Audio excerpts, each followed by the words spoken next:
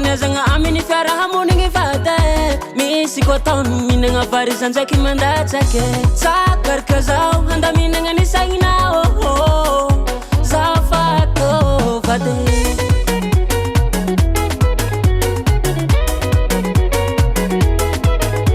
kezegny izy vabe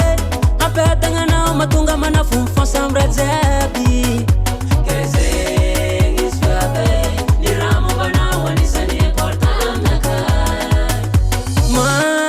azony mama latsiko agnatin'ny coffre anakae securiseko amizegny tsy voarave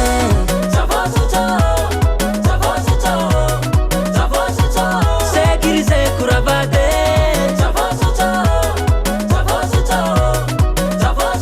tsambeleko anao ro mamiko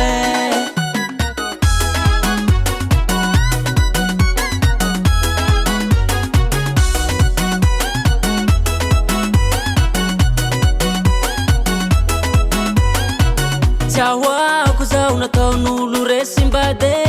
favavan'olo zegny tsy maintsy misy amferegny koa tanjonginaka ampiadagnanao fitiavanao za mahatonga anao saropiaro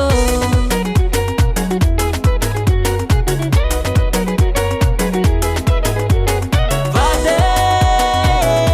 anao matokisa fa manomboko niany zao saditsa azalana zao baby azalagna zaho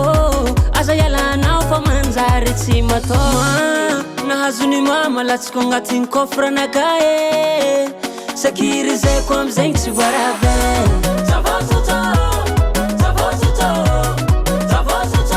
securiseko ravade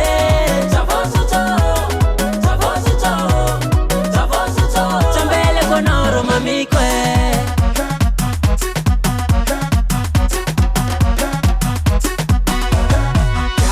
Tsambela, fitiavako anao volamena